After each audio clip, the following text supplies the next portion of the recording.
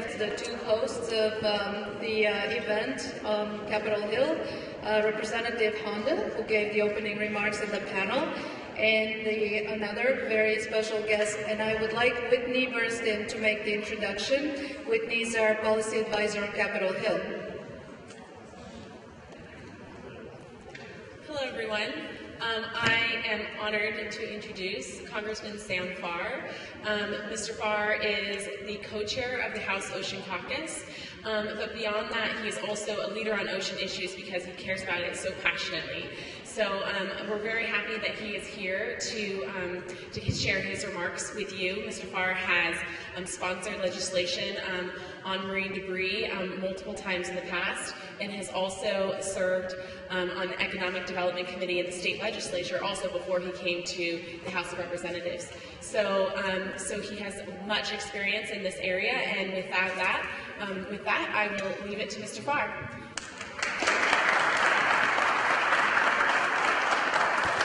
Thank you very much, Whitney. Whitney was my Sea Grant Fellow. Hey, Mike, listen to this. You have to speak at lunch. Mike Honda is a great congressman from Santa Clara County, and he's on the Appropriations Committee that funds NOAA and all the other operations that are in NOAA. So you got to pay attention because he's got money.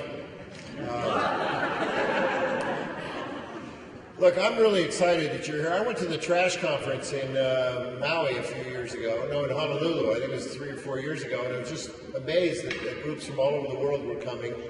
And then what really struck me was that Coca-Cola was sponsoring it. And I thought, this is, in my speech when I said, look, if we're ever short of money, the next time we do the trash report, which I think is really keen. I started all that when I was in the California State Legislature, going out and doing the promos, the service announcements about clean up your beach. Never knew that it would turn into this worldwide movement, including all the lakes and rivers and everything.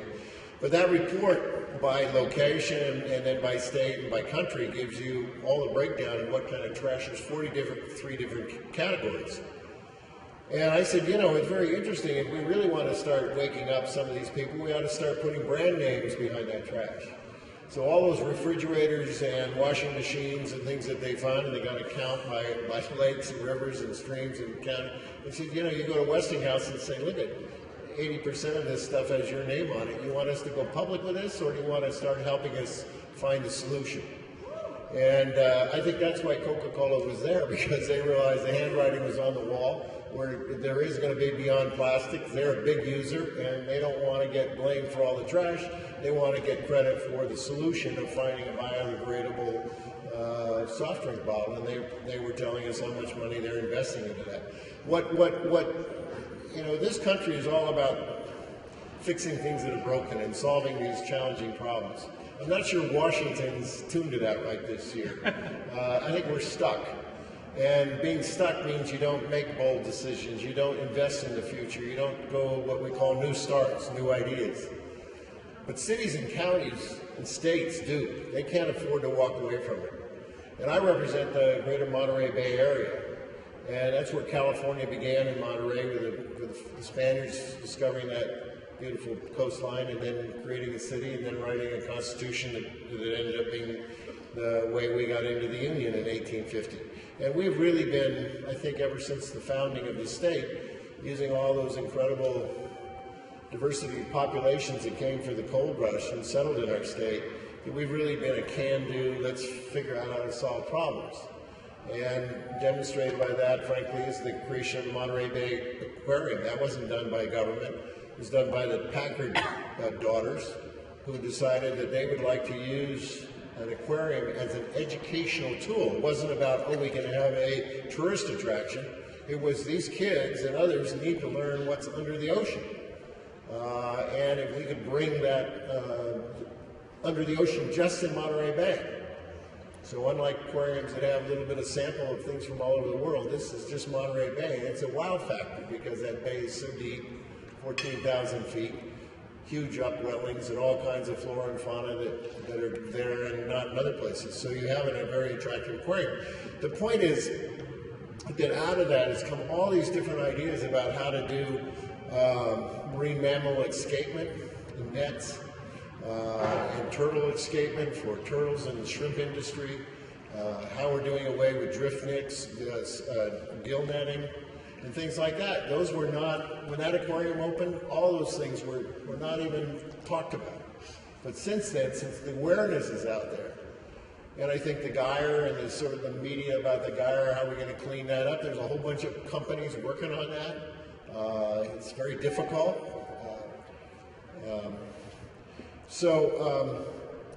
I'm excited when you come here and show us products that can be other than plastic, of how we can use these in our building and in our manufacturing. And I would just suggest that you might find that there is an awful lot of programs that government has that really will help you. We're interested in job growth in America. And we have created, now unfortunately there's no one stop. You can't just go to the Small Business Administration and say, well, tell us every idea that the federal government has out there, grant programs, professional help, kinds of things we can get. They don't have it all because I'm on the committee that funds USDA.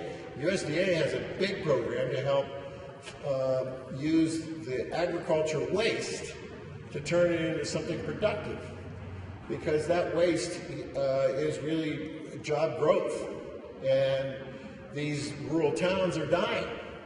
So how do you bring back an enterprise in rural America when you have so much waste that's being hauled out of there to be somewhere else, often hauled off to China or places like that? Why not keep it here? Figure out how to bring the companies to the town where the waste product is being made. So I think there's a huge market out there for these ideas. But, and you're going to have to hustle, and what we've asked you to do is everybody give their sort of stumbling block of problems you're having with governments, so that we can have a working list here, and Mike and I and other members of Congress will take that list and try to break through the bureaucracies or to change laws where appropriate to give more incentives and more help to you. One thing that you bring to Washington that we've not been able to deliver, we do nothing but talk about jobs. The president gets up, every speech is about jobs. Every member of Congress gets elected by talking about jobs in their district, and jobs this, and jobs that. We don't create the jobs. You create it. But if you got an idea that's going to create jobs, this is a place that wants to hear about it. So you are at the right place at the right time. And I'm convinced, I mean, we are going to put more money into the ocean trash. We've done some wonderful things with fishing, for example. In my district, there's a company that will now, they'll put these big bins out there for tackle trash for the commercial fisheries, for nets and ropes and anything that comes off the ships and the boats. You just throw that. Before you had to haul it away to some disposal site. Now you just put it in the bins, and then they turn all that into recycled material. It's free to the fishermen. And so there's just all kinds of incentives like that, and I think that we can find a lot more. So thank you for coming to the nation's capital. Today is Monday. We've been gone for a week, so your life and property have been safe for the last 7 days.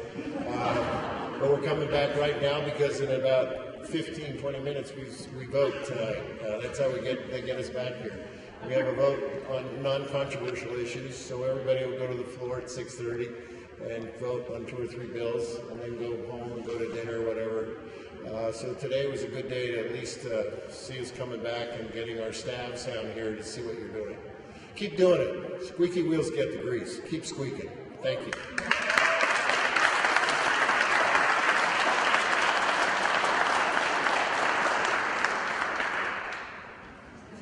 Thank you, Sam. Thank you so much for your support. Thank you, Mike. And thanks to your staff and to everybody, all of you who came here today. Tonight, I want to celebrate the innovators and the entrepreneurs. Without you, none of this will be possible. We celebrate the policymakers because they help us put creative, transformative policies that help you work. But without you creating the products and the solutions, putting them in the hands of consumers and putting them in the hands of manufacturers, none of this would be possible. So I want to thank you. And Representative Honda wants to say something. You know the presentation you gave when you opened up the panel? I do. Is there a way you can transcribe that? It was a perfect presentation. I thought it was pretty. I would be honored to. Representative Hunt asked me if I could transcribe the presentation I gave when I opened the panel. And I will just say to you what I said then.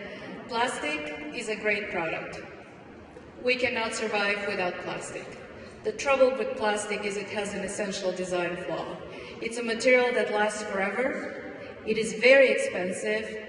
It's hydrocarbons that have been millions of years in the making, and we use it to make products to throw away.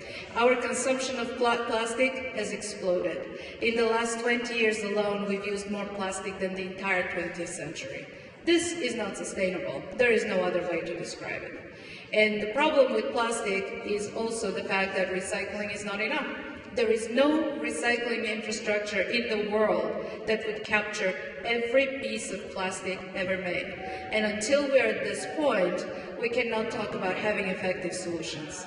So our question to innovators and entrepreneurs is, how do you solve for this problem?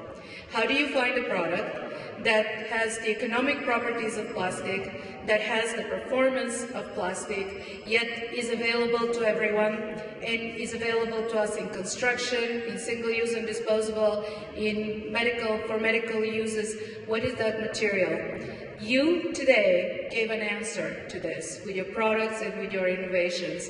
And I want to celebrate you, and I want to encourage you to continue, because as our policymakers said, we will make that happen. We're here with you, the entire team of Think Beyond Plastic, to incubate and accelerate your businesses, to find your investors, and to help you grow these businesses. You all need to move to the next level.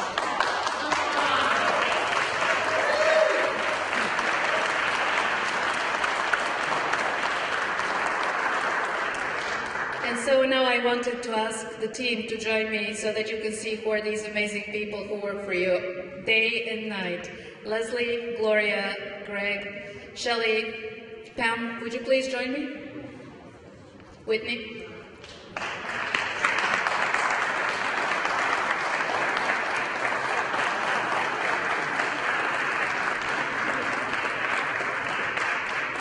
Where is Pam Marcus? Pam?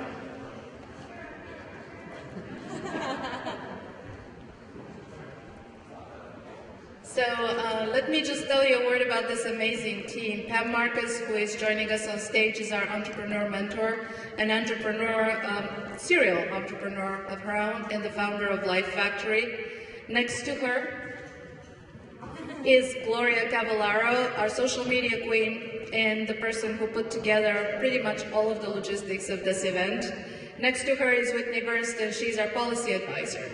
And what I want to ask all of you who have policy ideas is to email Whitney directly. Whitney will be in charge of the follow-up on Capitol Hill. She will collect these ideas, she will aggregate them, she will work with the people who put together legislation around microplastics, around any plastic legislation and marine debris in particular. Remember, our focus right now is ocean health and plastic pollution in the ocean. On my right is Leslie Faulkner. Leslie is our Innovations Program Manager. Leslie manages the competition for innovators that just completed with 127 business plans from around the world, all solving plastic pollution in a variety of ways: material, recycling, design, and different innovations. So Leslie is representing the team who actually works with the entrepreneurs applying for the competition. Next to her is Shelley Goldberg. Shelley is our Chief Investments Officer. Shelley works with us in New York, and she is in touch with the investment community. She helps us cultivate the understanding of what investors want, what are their needs, and which investors are most likely to invest in companies such as yours. And next to her is Greg Baxter. Greg is our Chief Technology Officer, and he helps us understand very well the technology behind every one of these businesses. It is very important that we don't create a problem when we solve one. And our commitment is to create sustainable opportunities, great investment opportunities, and all of your companies here today represent that. So let me thank you again for being here. Let me thank this awesome team for doing what you did. And let's look forward, because the work is really just begun. Thank you.